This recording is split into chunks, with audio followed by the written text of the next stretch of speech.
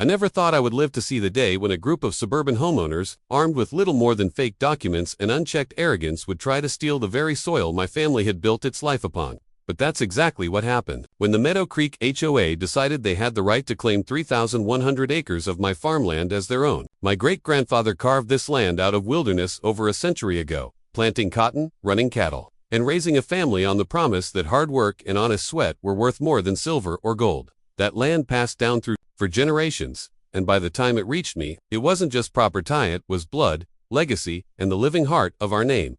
But the HOA didn't care about history or heritage.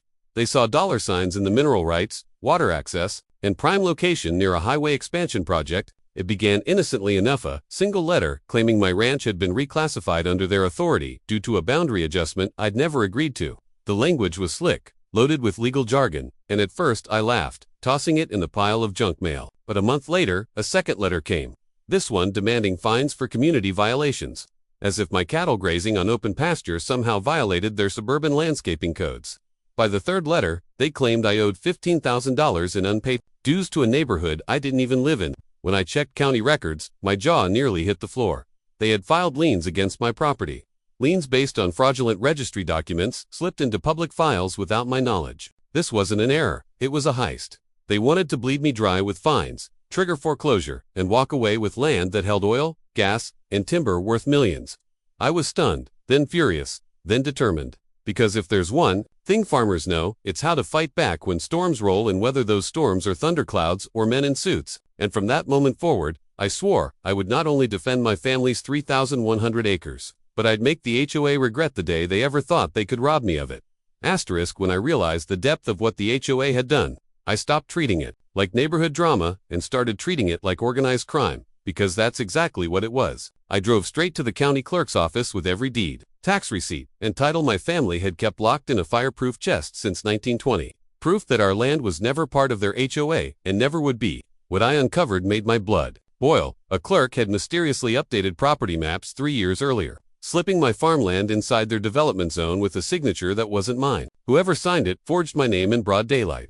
I knew then that I was fighting not just power-hungry neighbors, but a machine fueled by money and corruption. They wanted my farmland for the mineral rights, same rights that oil companies had been sniffing around for years, hoping I'd cave and sell cheap. Instead of caving, I contacted a property rights attorney named Sarah Whitmore, a bulldog in heels who had chewed up shady developers for breakfast and spat them out in pieces. Together, we started piecing the fraud apart, documenting every forged signature, every false filing, every attempt at land theft. But while I worked quietly with Sarah, the HOA ramped up their harassment. They sent strangers to drive past my ranch at night with cameras, claimed my livestock posed public hazards, and even mailed threats saying foreclosure was inevitable. The arrogance was staggering.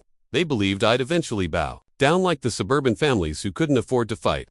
What they didn't know was that this wasn't just land to meet with sacred ground. Every fence post I drove into the dirt, every pasture I rotated, every sunrise I watched over those fields reminded me of my great-grandfather's sacrifice. Losing it wasn't an option, but making them pay for their arrogance. That became my mission, and I already had the perfect plan brewing gone that would turn their greed into the rope that hung them.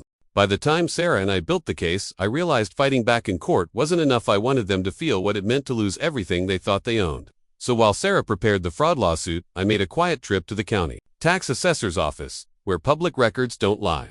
What I discovered nearly made me laugh out loud. Half of the HOA's board members were behind on their own property taxes, some for years, because they were funneling dues into their so-called community improvement projects.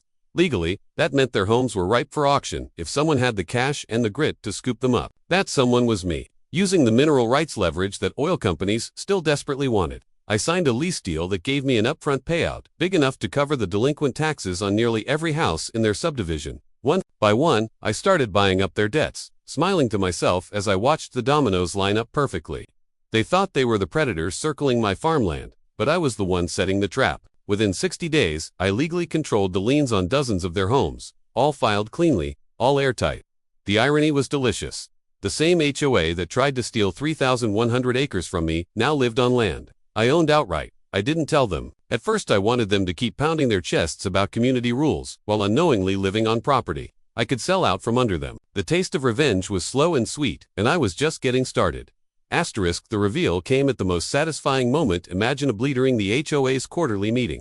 when Marlene, their self-appointed queen bee, tried to humiliate me publicly for trespassing on land that had been in my family for generations. She waved her papers, talking about bylaws, codes, and fines, while the rest of the board nodded along like sheep. That's when I stood up, pulled out the official deeds and tax receipts, and let the truth slice through the room like a hot knife. "Ladies and gentlemen," I said, holding the papers high enough for every neighbor to see, "I now own the tax liens on 36 of your homes. That means, legally, I'm your landlord, and you've been paying dues to people who don't even own their own roofs." Gasps filled the hall, the smug grins on their faces collapsing into whited panic. Marlene's cheeks turned the color of fire, her voice stammering as she demanded to see proof. So I laid it all out: dates, signatures, county seals, every ounce of evidence that showed I'd played their own system better than they ever could. The neighbors turned on them instantly, demanding answers, shouting about stolen dues and broken trust. Marlene tried to bark back, but her power was gone, drowned under the weight of her own corruption.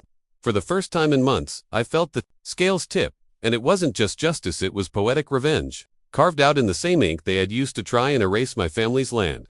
The fallout was fast, brutal, and unforgettable. Within weeks of that meeting, foreclosure notices began arriving on the doorsteps of the very people who had cheered Marlene's schemes, each envelope carrying my signature of authority. One by one, their houses went up for auction, and I made sure buyers knew exactly what kind of corrupt HOA had run the subdivision into the ground. Families packed moving trucks under the same judgmental eyes they once turned on me, forced to reckon with the fact that their loyalty to Marlene had cost them everything. The board collapsed in disgrace. Neighbors who once mocked me were begging for leniency, and Marlene herself was left standing in the ruins of a community she had poisoned. When she tried to confront me, screaming that I was a monster, I simply handed her a copy of the original fraudulent registry that started it all, and said, "This is the monster you created."